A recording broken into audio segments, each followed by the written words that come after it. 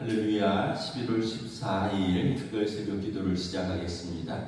사도신경으로 우리 신앙을 고백합니다.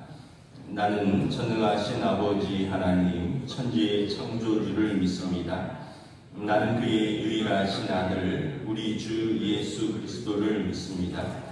그는 성령으로 잉태되어 동정녀 마리아에게서 나시고 본디오 빌라도에게 고난을 받아 십자가에 못 박혀 죽으시고 장사된 지 사흘 만에 죽은 자 가운데서 다시 살아나셨으며 하늘에 오르시어 전능하신 아버지 하나님 우편에 앉아 계시다가 거기로부터 살아있는 자와 죽은 자를 심판하러 오십니다. 나는 성령을 믿으며 거룩한 공교회와 성도의 교제와 죄를 용서받는 것과 몸의 부활과 영생을 믿습니다. 아멘. 찬송가 9장 찬양하시겠습니다. 찬송가 9장입니다.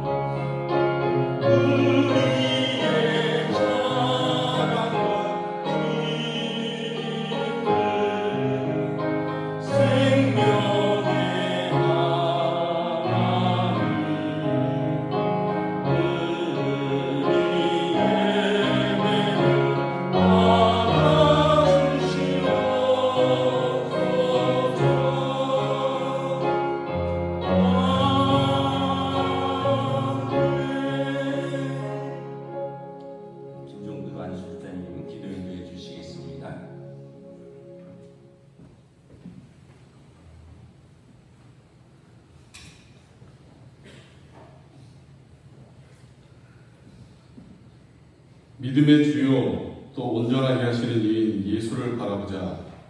그는 그 앞에 있는 기쁨을 위하여 십자가를 참사 부끄러움을 개의치 아니하시더니 하나님 보좌 우편에 앉으셨느니라. 아멘. 언제나 우리와 함께 계시고 선하고 행복한 삶으로 인도하시는 주님께 감사드립니다. 희망과 기대하는 마음으로 2024년을 시작하였습니다. 어느덧 한 해를 정리하는 시기에 접어들었습니다. 올 한 해를 돌이켜보면 좋았던 것과 안 좋았던 것, 그리고 아쉬움이 남는 것들이 있습니다. 그러나 그 모든 것들 가운데 주님의 은혜가 있었음을 고백합니다. 축의 특별 새벽 기도회를 통해 다시금 우리의 신앙을 돌이켜보며 남은 한 해를 잘 마무리하기 위해 새롭게 정비하는 시간이 되기를 바랍니다. 성도들은 가정과 직장 그리고 각자 속한 곳에서 얼마나 성도다운 삶을 살아왔는지, 교회는 교회가 해야 할 것들을 얼마나 충성되게 행하였는지 돌이켜보는 시간이 되기를 원합니다. 우리 동원교회는 담임 목사님을 중심으로 모든 성도가 하나된 마음으로 하나님의 말씀에 순종하며 선한 영향력을 행하는 교회와 성도가 되기를 소망합니다. 예수 그리스도께서 하나님의 영광과 기쁨을 위해 십자가의 고통과 부끄러움을 참으신 것처럼 우리 또한 예수 그리스도를 따라가기를 소망합니다. 남은 기간 우리를 사랑하시고 존귀하게 하시는 예수님을 바라보고 우리의 삶 가운데 승리하기를 소망하며 예수님의 이름으로 기도드렸습니다. 아멘.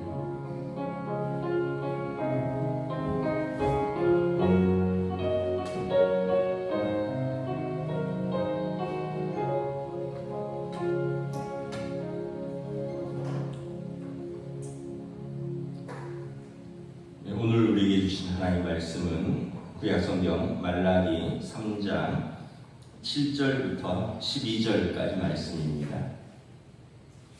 말라기 3장 7절에서 12절까지 말씀입니다.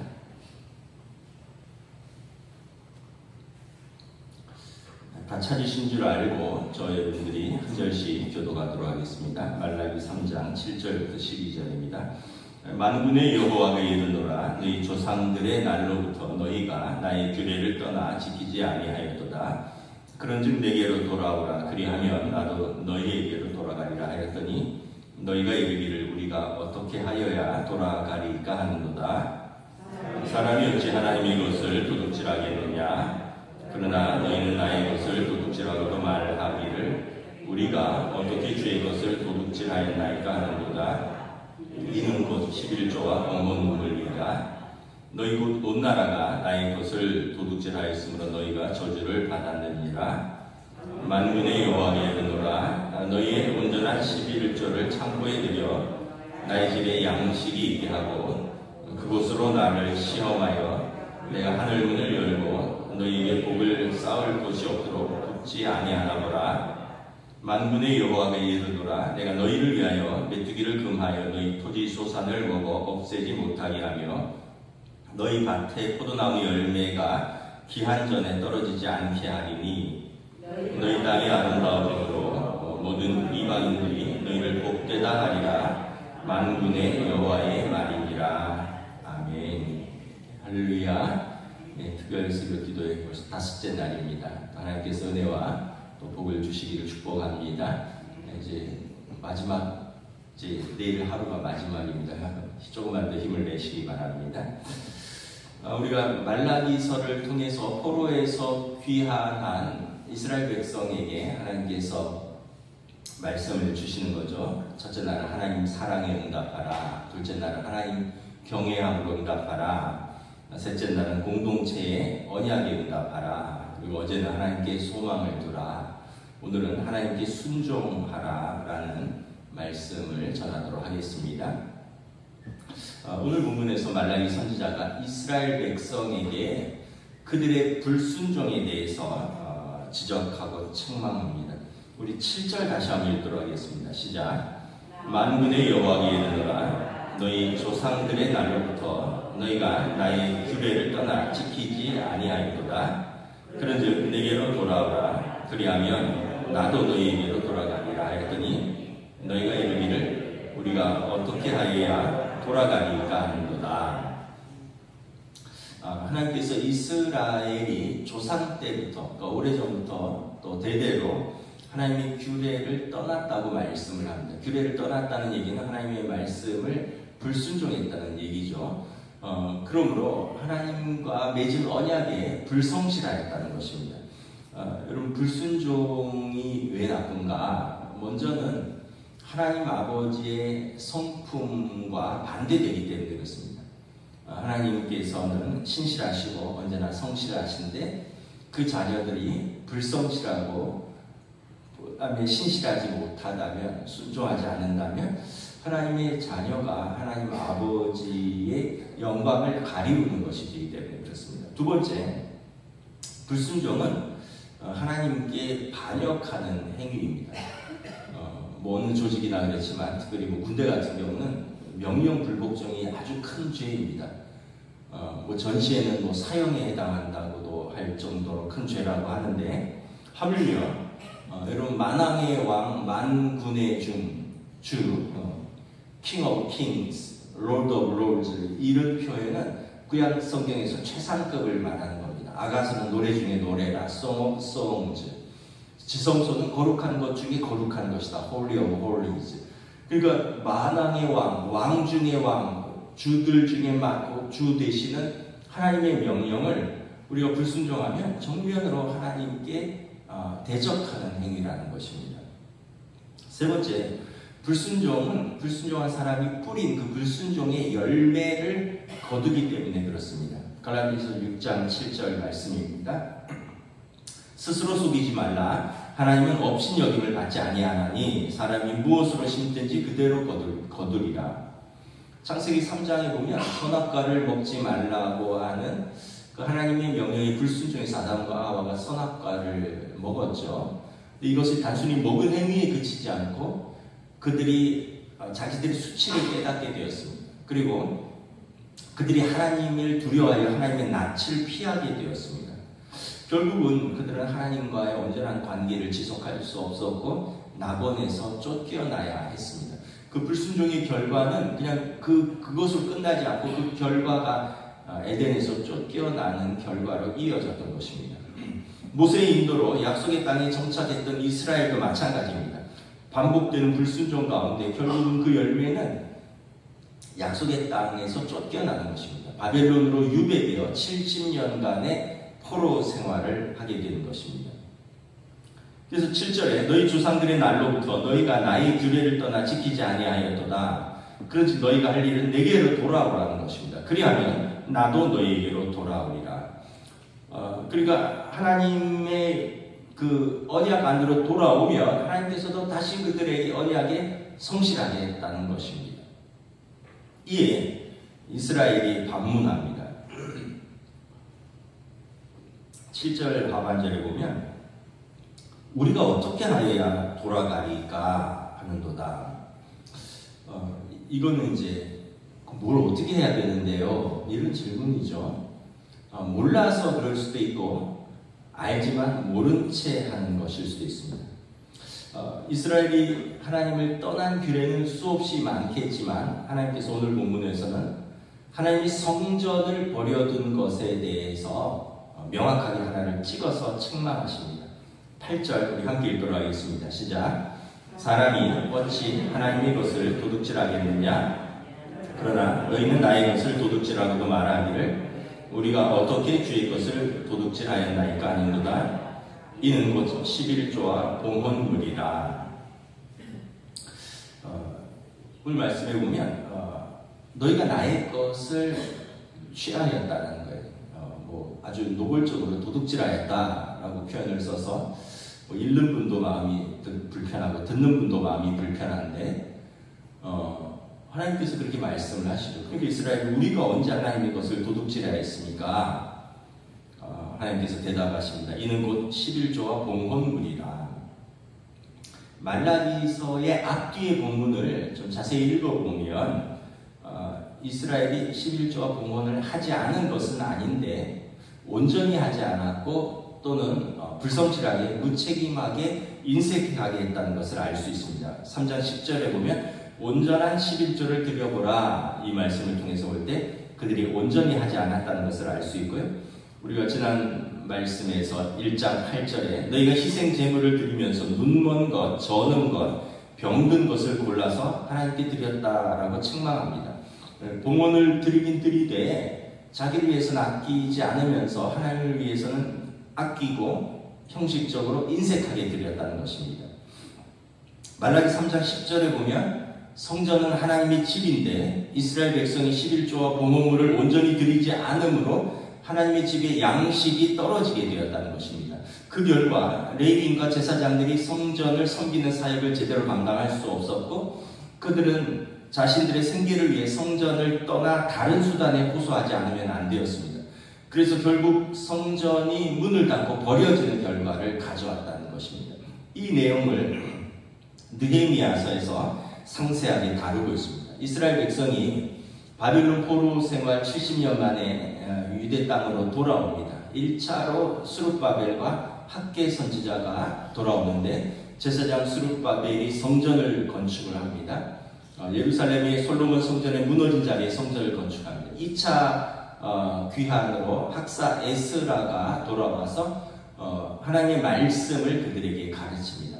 3차 귀환으로 총독 느헤미야가 돌아와서 무너진 예루살렘 성벽을 재건합니다. 그러니까 이제 그 외부적인 것들은 다 세워졌습니다.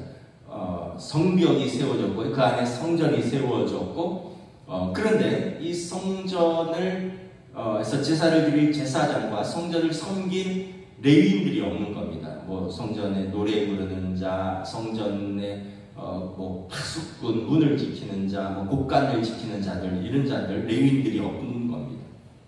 그래서 총독 느헤미야가 인구 조사를 해서 각 지파대로 계수를 하고 레위 지파가 누가 있는지 조사를 하여 레위 지파를 찾아냅니다. 그리고 레위 지파는 또 레위 지파 중에서 아론의 자손들을 찾아내서 그들에게 제사장직을 맡깁니다. 느헤미야서를 읽어보면 그 조상들을 몇 대까지 추적을 해서 대제사장 아론의 후손들 직계와 반계를 찾아서 제사장들을 추려내고 그들에게 성전을 섬기도록 하고 레위인들은 다시 불러서 그들을 생업에서 복귀시켜서 성전으로 복귀를 시킵니다. 그리고 총독 느헤미야는 이스라엘 백성들에게 율법에 따라서 그들의 11조를 성전에 드려서 성전을 섬기는 제사장들과 레위인들의 생계를 책임지도록 명령을 했습니다. 그러다가 이제 느헤미야 13장에 보면 아닥사스다 왕 32년에 그 식민지 이스라엘의 총독 느헤미야가 이제 페르시아로 돌아가서 왕에게 이제 업무 보고를 하기 위해서 예루살렘을 떠나서 몇 달간 자리를 비웁니다. 그리고 다시 예루살렘에 복귀하니까 성전 문이 닫혀 있는 겁니다. 조사를 해보니까 성전을 섬기하는 레위 사람들이 없고 제사장들도 다 그만둔 거예요. 이스라엘 백성들이 그들의 11조 드리는 것을 아까워해서 성전에 드리지 않으므로 그 직무를 행하는 레위 사람들과 노래하는 자들이 각각 생계를 위해서 자기 밭으로 도망갔다라고 기록하고 있습니다. 이에 총독 느헤미야가 모든 민장들을 불러서 꾸짖어서 이릅니다. 어찌하여 하나님의 전이 버림받았느냐? 그리고 다시 레위 사람들을 불러모아서 너희는 다시 너희의 자리로 돌아가서 너희의 직무를 수행하라. 그리고 온 유대 백성들로 하여금 곡식과 포도주와 기름의 11조를 성전에 들여 다시 예배를 회복시키게 합니다. 여러분 성전문을 닫으니까 이제 이스라엘을 위하여 기도할 사람이 없는 겁니다. 기도를 해야 되는데 제사를 드려야 되는데 성전문이 닫혀져 있는 거예요. 그 느헤미야가 기가 찬 거죠. 어찌 너희 것 아끼다가 하나님의 성전의 문을 닫게 하느냐? 하나님의 성전에서 제사가 드려지지 않고 기도가 올려지지 않으면 너희의 삶이 평안하겠느냐? 그래서 느헤미야 13장 14절에 느헤미야가 이렇게 기도합니다. 내 하나님이여 이 일로 말미암아 나를 기억하소서. 내 하나님의 전과 내 모든 직무를 위하여 내가 행한 선한 일을 도말하지 마소서. 지금은 이제 말라기 선지자의 시대입니다. 포로기한 이후에 부흥을 이끌었던 제사장 스룹바벨, 학개 선지자, 그다음에 학사 에스라, 총독 느헤미야가 죽고요. 무려 70년 가까이가 흘렀습니다. 이스라엘 백성은 다시 11조와 봉헌을 드리며 아까워하기 시작했습니다. 그들은 성전을 섬기는 제사장과 레위인들을 양식만 축내는 사람으로 취급했습니다. 자신들이 힘써서 일해서 바치는 11조와 봉헌으로 그들의 삶을 보장하는 것이 아깝다고 생각했습니다. 결국 다시 성전을 모른 채 하게 이르렀고 성전의 창고는 텅 비어버렸고 다시 제사장들과 레위 사람들이 성전을 떠나기 시작을 했고 성전이 버려지기 시작했습니다. 이에 하나님은 말라기 선지자를 통하여 이스라엘 백성에게 하나님의 것을 너희가 왜 취하느냐, 하나님께 돌려드려서 하나님의 집을 버려두지 말라라고 책망합니다. 우리가 하나님의 것을 너희가 취한다라는 말씀을 한번 생각해 보겠습니다. 일반적으로 우리가 시간을 내고요, 우리 몸으로 일을 하고 내 재능으로 어떤 일을 해서 성과를 냅니다. 그리고 우리가 그 열매를 얻는 것입니다. 우리가 생각할 때 그 모든 과정에서 주체는 나입니다. 내가 시간 냈고 내 몸으로 했고 내 재능으로 일했고 내가 성과를 냈고 내가 그 열매를 받는다. 그러므로 그 물질은 나의 것입니다. 근데 성도들은 이 물질관을 하나님 중심으로 생각하고 믿음으로 해석합니다. 세상에 있는 것들 중에 하나님의 소유가 아닌 것이 어디 있으며 하나님이 주시지 않은 것이 어디 있느냐. 하늘과 땅과 바다와 그리고 그곳에 가득 찬 모든 생명 있는 동물과 식물들, 그리고 이 모든 것들, 공기와 물과 이 모든 것들은 다 하나님이 창조하셨고 우리는 하나님의 청지기로서 하나님이 우리에게 맡겨진 것을 내가 받아서 누리고 쓴다는 것입니다. 이게 이제 우리 성도들의 물질관입니다. 아까 앞에서 말한 것보다 신앙적으로 나아가서 하나님이 내게 주셔야지 내가 쓸 수 있고 하나님이 내게 생명 주셔야지 이걸 누릴 수 있는 겁니다. 하나님이 우리를 데려가시면 우리가 쓸 수도 없고 누릴 수도 없는 거죠. 그래서 우리는 물질을 맡은 청지기로서 하나님의 것을 은혜로 받아서 우리가 사는 삶 동안에 그걸 우리가 잘 관리하고 누리는 것입니다. 그래서 11조는 모든 것은 하나님의 것이고 하나님께서 은혜로 우리에게 주신다는 성도의 신앙 고백입니다. 11조는 그래서 내가 내 힘으로 사는 것이 아니라 하나님의 은혜로 살고 있습니다. 그러니 하나님께서 앞으로도 나의 삶을 책임져 주실 줄을 믿습니다라는 우리의 감사입니다. 그래서 헌금의 문제는 얼핏 보면 돈 문제 같지만 하나님을 경외하는 우리의 마음의 문제이고 봉헌은 우리의 몸과 마음과 물질로 표현되는 신앙 고백인 것입니다. 근데 이제 사람들은 표면적으로 이건 돈 문제다. 마음은 있는데 내가 물질로 못할 뿐이다. 이렇게 이야기를 합니다. 말라기 선지자는 이스라엘 백성들에게 그들이 힘을 다해 성전을 섬길 때 성전을 버려두지 않고 그들이 힘을 다해 성전을 섬길 때 어떻게 복을 주실지 말씀합니다. 오늘 보면 10절 우리 함께 읽도록 하겠습니다. 시작. 만군의 여호와께 이르노라 너희의 온전한 11조를 창고에 들여 나의 집에 양식이 있게 하고 그곳으로 나를 시험하여 내가 하늘 문을 열고 너희에게 복을 쌓을 곳이 없도록 붙지 아니하나 보라. 너희가 하나님의 그 전에 그 11조와 봉헌을 드려서 하나님의 창고를 채우면 하느님께서는 하늘의 창고를 열어서 너희에게 복을 부어주시겠다라는 겁니다. 그러면서 한번 시험해봐라 이런 말씀도 하십니다. 사무엘하 7장에 보면 블레셋에 빼앗겼던 언약궤가 오랜 세월 블레셋에 있다가 오베데돔의 집으로 옮겼다가 다윗성으로 들어옵니다. 다윗성으로 들어오니까 다윗이 너무 좋은 거예요. 하나님의 언약궤가 이제 우리와 함께 하는도다. 그런데 다윗이 가만히 며칠을 생각을 하더니 이렇게 마음을 결심을 합니다. 나는 레바논의 최고급 백향목 나무로 만든 왕궁에서 살거든. 하나님의 궤는 텐트에 있도다. 휘장 아래 있도다. 내가 하나님의 집을 건축해야겠다. 하나님께서 다윗의 마음을 아시고 나단 선지자를 통하여 이렇게 말씀하십니다. 하늘과 땅이 다 내 것인데 내가 거할 것이 없어서 언제 너에게 레바논 백향목으로 나의 집을 건축해 달라고 한 적이 있느냐. 그러나 내가 너를 위하여 집을 짓고 너의 나라를 견고하게 하리라. 내 집과 내 나라가 내 후손이 내 앞에서 영원히 보존되고 내 왕위가 영원히 견고하리라 하십니다.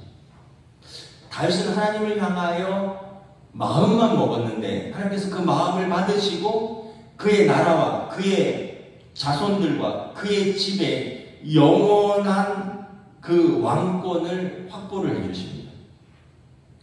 예수 그리스도께서 다윗의 후손으로 나셔서 이 다윗 언약이 성취되었습니다. 만왕의 왕이 다윗의 왕가의 후손으로 나오신 것입니다.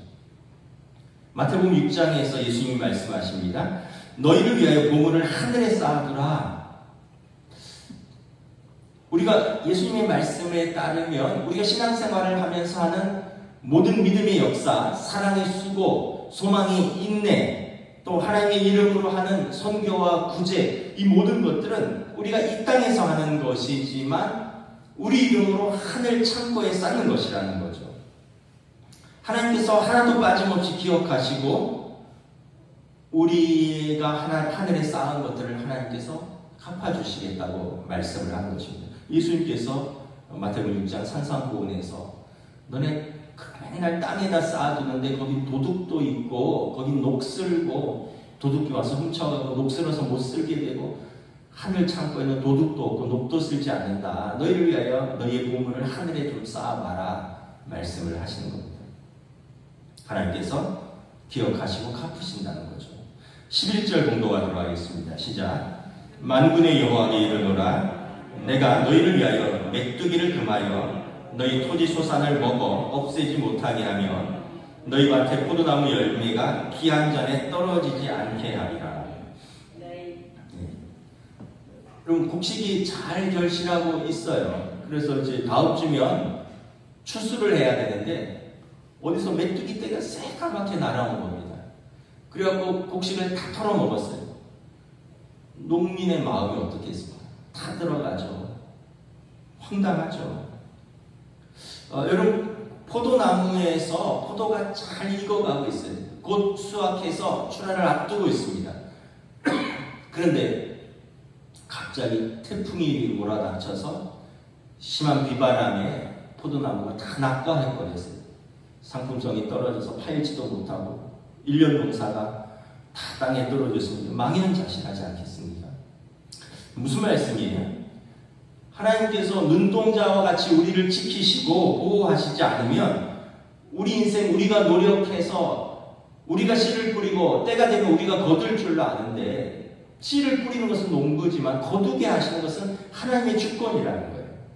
내가 뿌렸다고 다 거두는 게 아니라는 거예요. 하나님의 돌보심과 은혜가 있어야지 때를 따라 거둔다는 것입니다.